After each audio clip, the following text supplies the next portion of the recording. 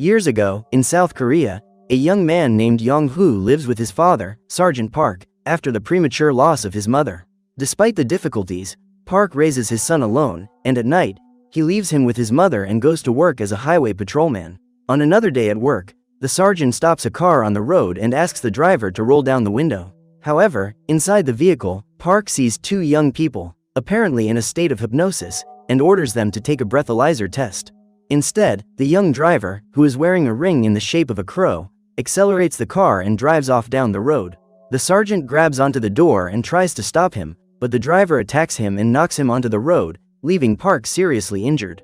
The sergeant is quickly taken to the hospital, but there is little chance that he will survive. Fearing he will lose him, just as he lost his mother, Yong-hoo runs to the church and begins to pray, asking God to save his father.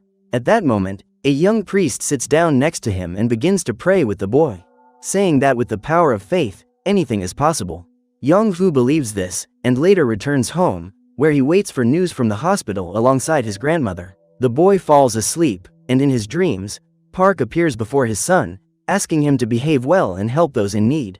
Yong-hoo does not understand what his father means, but he says goodbye to his son and holds his right hand, from which a strong luminous energy emanates. After that, Yong-hoo wakes up in the middle of the night and receives the sad news that his father did not survive his injuries.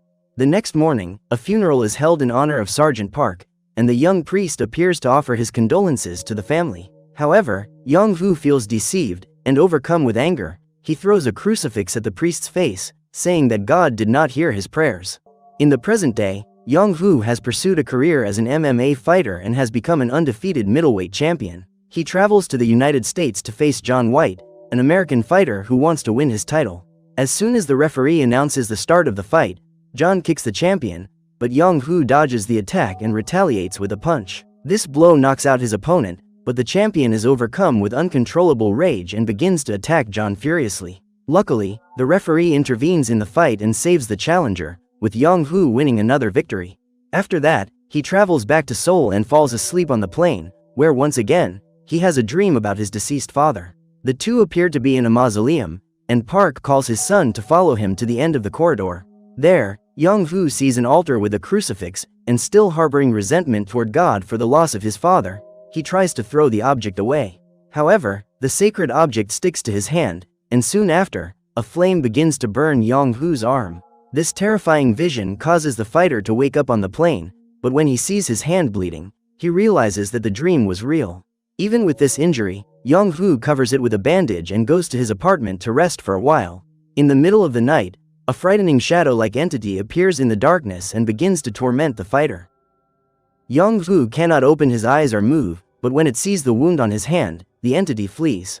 Thanks to this, he manages to wake up, but his hand is bleeding, and he heads to a hospital. After running some tests, the doctors say there is nothing wrong and suggest that Yong-hoo seek help at other hospitals. The fighter has no idea what is going on, but his driver tells him that something similar happened to Hong Jin, his niece. At age 15, she couldn't sleep and blood came out of her eyes, until one day she completely lost her sight. It was then that the girl's mother took her to a shaman, who noticed a strong supernatural power in Hong Jin and trained her to learn to control it. The young woman was unable to regain her sight, but she became able to see the supernatural world and tries to help others with her power. Even though he doesn't believe in such things, Yong-hoo asks to meet the young woman, who lives in a sanctuary far from the city. Upon arriving, Yong-hoo meets Hong Jin and shows her the wound on his hand, asking what it was. Through her supernatural vision, she notices a luminous energy in the fighter's hand and says that he can find more answers at a church on the other side of Seoul. Yong-hoo decides to go there, but when he arrives at the church entrance, his path is blocked by a flock of crows. The fighter finds this strange and tries to enter through the back, just as two priests, On and Choi, are performing an exorcism to save a young man in a state of possession. In the middle of the ritual, the young man manages to break free from his chair and attacks Father On, but Choi manages to pull him away.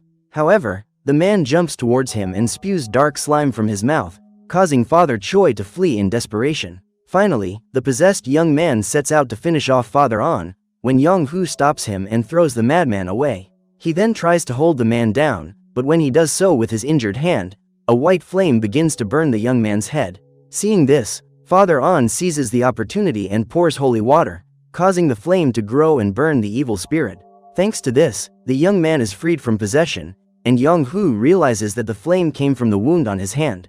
Upon closer inspection, Father An says that it is a stigmata, a mark similar to the wounds of Jesus Christ when he was crucified. He also says that these stigmata can give abilities to those who have them, such as the power to heal or cast out evil spirits. Even though he refuses to believe it, Yong-Hu invites the priest to come to his home, as he wants to know more answers.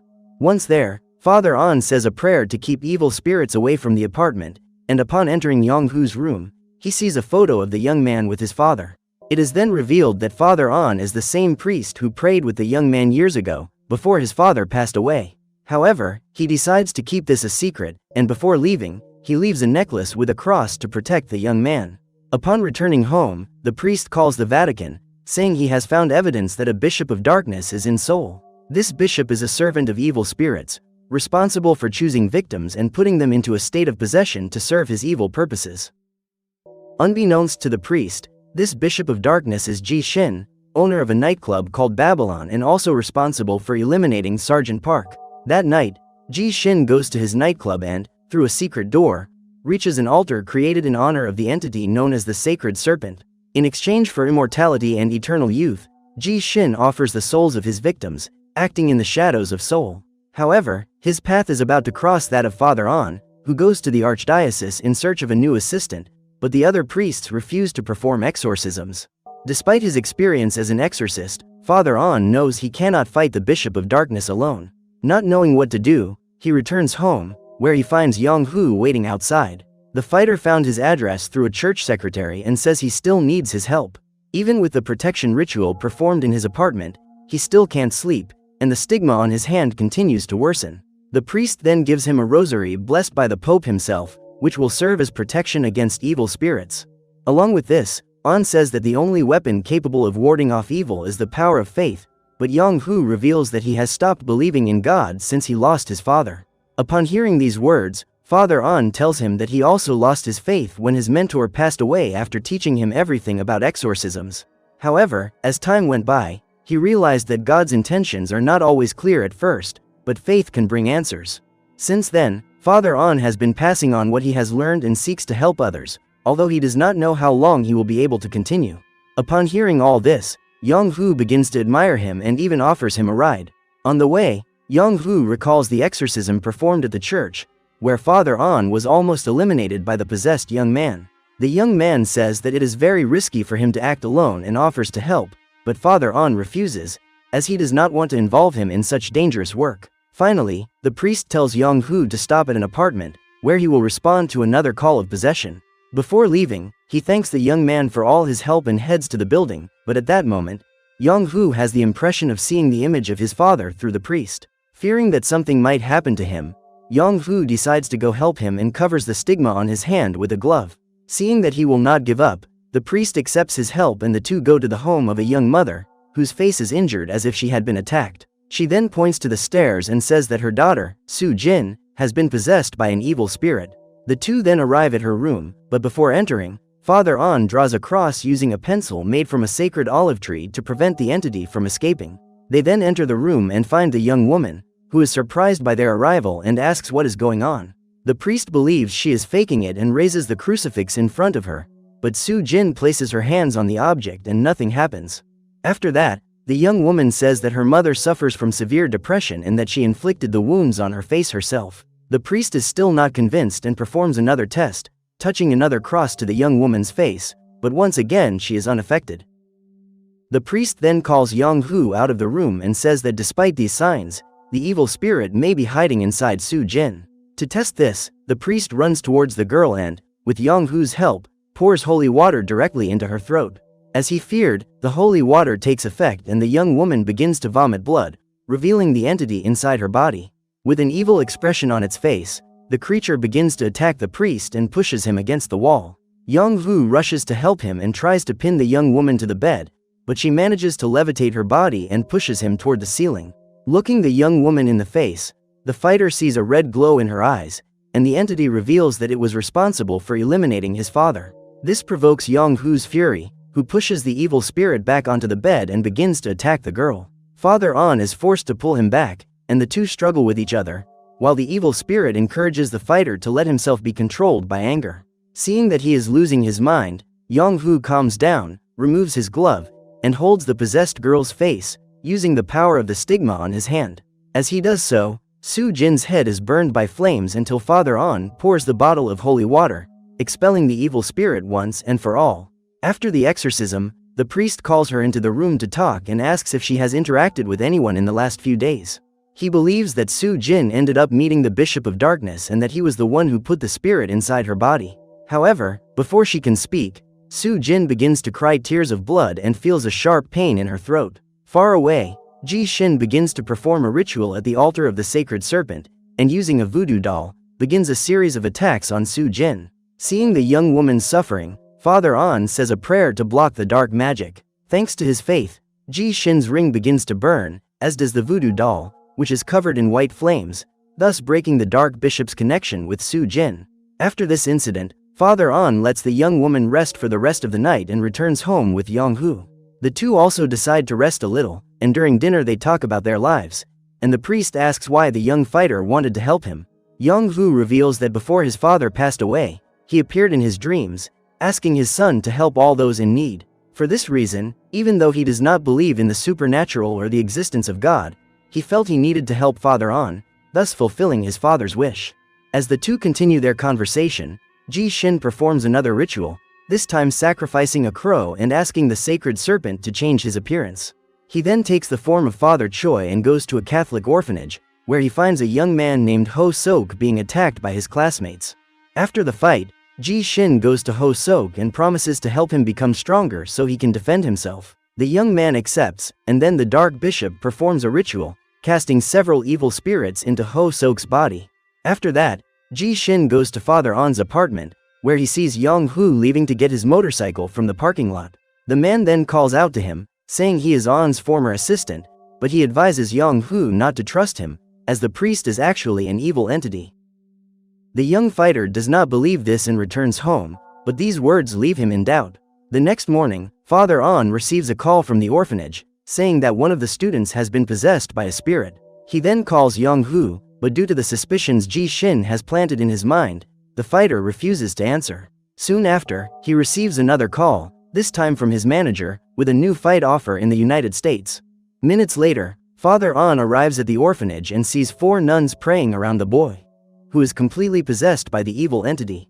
With no time to lose, the priest holds him, touches the cross to his face, and begins a prayer to remove the entity inside him. The exorcism seems to have worked, but the door to the room closes on its own and the young man gets up. But the door to the room closes on its own and the boy gets up. Along with this, Ho-sok lets out a powerful scream, which affects the brain of one of the nuns and she faints, with blood coming out of her ears. With no idea what is going on, Yong-hu listens to the businessman's proposal to earn millions for a new fight. However, the fighter senses that something bad is about to happen, and in addition to turning down the proposal, he calls Father On's cell phone, which is answered by one of the nuns at the orphanage. Upon discovering what has happened, Yong-hu drives to the scene to help his friend. He needs to hurry, as Father On is already exhausted and is attacked by Ho-sok, who begins to punch him in the face. To save the priest, one of the nuns takes his crucifix and tries to drive away the entity inside the boy. However, she does not have enough strength, and Ho-sok jumps towards her and grabs her by the neck. When all seems lost, Yong-hu arrives at the last minute and throws the young man away from the nun. Again, he is forced to use the stigmata on his hand and places it on the boy's face, causing a white flame to burn his face. Finally, he pours Father On's holy water, causing the spirits inside the boy to burn in the sacred fire. At last, Ho-sok is free from possession, and Father On and the nun are safe. After this incident, the three ask the young man what happened, but he only remembers seeing a man dressed as a priest coming towards him. Father On suspects that this man is the Bishop of Darkness he is looking for and decides to continue his search. He and Yong-hu let the boy rest. But as they leave the room, the children from the orphanage gather to hug the fighter as a way of thanking him. Yong-hu is surprised and, at the same time, happy to be fulfilling his late father's wish to help those in need. On the way back, he apologizes to the priest for the delay, but On is happy to see that the fighter is becoming an emissary of God. Yong-hu still can't believe it, but the priest believes that the young man was sent by the Almighty to fight the darkness. Despite this victory, Ji-shin is still at large and returns to the altar of the sacred serpent to perform another ritual. With that, he takes control of one of the orphanage's guard dogs and frees it from its leash. Shortly after, Ho-sok is sleeping in his room when he hears a voice calling his name. The young man gets up to see who it is, but when he leaves the room, he encounters the dog, which, possessed by Ji-shin, attacks him. After this evil act, Ji-shin offers the boy's soul, and in return receives one of the snake's fangs, containing a powerful poison. Shortly after, Father On receives a call from the orphanage, with one of the nurses informing him of the tragedy that has just occurred. He and Yong-hoo immediately go to the morgue, where they find the young man's body with bite marks on his neck. Shocked to see this, the priest says a prayer in honor of Ho-sok, while Yong-hoo sees an unknown man on the other side of the room. The fighter suspects that he is the Dark Bishop and runs after him, leaving Father On alone in the morgue. Soon after, the bag where Ho-sok's body is stored begins to move, and when the priest opens it, the boy gets up and asks On to help him. Overcome with guilt, the priest embraces the boy, unaware that it is all an illusion created by Ji-shin, who appears in the room and attacks him with his poisoned fangs. Nearby, Yong-hoo hears the priest's screams and runs back to the morgue, where he finds him being held captive by Ji-shin, the Dark Bishop. The villain offers to spare the priest's life if Yong-hoo surrenders the power of the stigma in his hand. The young man accepts the terms, but Father On does not want Yong-hoo to lose his powers and prefers to sacrifice himself, striking his own face with the poisoned fangs. Within seconds, the poison begins to spread, and Yong-hoo rushes to take him to safety. The two then go to Father Choi's house, who, upon seeing On wounded, puts him in his bed and says a prayer to try to reverse the curse. Just as happened with his parents, Yong-hoo sees someone he cares about to lose his life, and goes to the chapel to make one last request to God.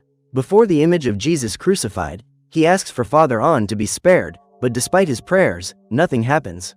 Once again, Yong-hoo feels abandoned and decides to go after the Dark Bishop and save his friend on his own. Before he leaves, Father Choi gives him a gift, a cassock blessed by the Vatican, which will serve as armor against the forces of darkness. Yong-hoo obeys, and after putting on the garment under his clothes, he leaves on his motorcycle for Su Jin's house. There, he asks the young woman where Ji-shin is, and she shows him a card for the Babylon nightclub. Now that he knows the location, Yong-hoo speeds off toward the nightclub, and at the entrance he encounters Ji-shin's guards. They have all been possessed by evil spirits and attack the intruder, with Yong-hoo using his martial arts skills to stop them. A fierce fight ensues, with Yong-hoo facing the group at the same time, blocking attacks and delivering quick punches and kicks. Despite his skill, he is soon overwhelmed by his opponents and is forced to change his strategy. As soon as he gains some distance, the fighter removes his clothes over his cassock, wets the stigma on his hand with holy water, and goes into the second round. Thanks to this combination, Yong-hoo strikes the guards' faces with his hand, causing the evil spirits to burst into flames. With only one left, Yong-hoo goes to face him and the two exchange punches and kicks, but the fighter gets the upper hand and sets the evil spirit on fire. Now, only Ji-shin remains and Yong-hoo goes after him, who is in his hiding place, asking for the help of the sacred serpent. However, the sacrifice required is even greater, and the entity orders Ji-shin to strike his heart with the poisoned fang. Upon doing so, he falls into the well in front of the altar, and seconds later he returns as a hybrid creature of human and snake. In this new form, the villain challenges Yong-hoo to a fight and tries to burn Ji-shin with the power of the stigma in his hand. However, the energy does not cause any damage to the entity, who pushes him against the wall, leaving Yong-hoo bewildered. After the blow, the fighter gets up, but in a surprise attack, Ji-shin bites his shoulder and knocks him unconscious. Yong-hoo awakens in the middle of an empty setting, and from a portal of light, the spirit of his deceased father appears. He is moved by this reunion and embraces him, wishing to be by his side once again. However, Park says that it is not yet time and that Yong-hoo still has a mission to fulfill. So, holding his son's hand, he brings him back to life and awakens even greater energy in the palm of his hand. As soon as Yong-hoo returns to the real world, the stigma begins to emit even greater power, creating a white flame in the fighter's hand. Yong-hoo then challenges Ji-shin to a final battle, and the two rivals face each other, now on equal footing. In the midst of the fierce fight, the villain strikes his opponent with his sharp claws, but Yong-hoo counterattacks with his fist of flames. With the Dark Bishop weakened, the fighter concentrates all his energy in his hand, and with one punch, knocks Ji-shin to the ground. The fight comes to an end and Yong-hoo uses the flames to melt the poisoned fangs, saving Father On's life. He then prepares to leave, but before he does, the sacred serpent reveals itself in a form covered in human arms. The entity, however, does not attack Yong-hoo, and instead takes Ji Shin's body back to the well as punishment for his failure. After this difficult battle, Yong-Hu returns to Father Choi's house and finds An completely healed. Days later, Father Choi is sitting on a bench in front of the lake when he receives a letter from Father An. He is in the Vatican with Yong-Hu, who has agreed to undergo training to become an exorcist. In addition to the letter, the priest also left his cross necklace for Choi, as he knows that soon, the evil spirits will return and he needs to be prepared for what is to come. So what did you think of this movie? Leave it in the comments below. And if you liked the video, like and subscribe for more movie recaps. See you next time.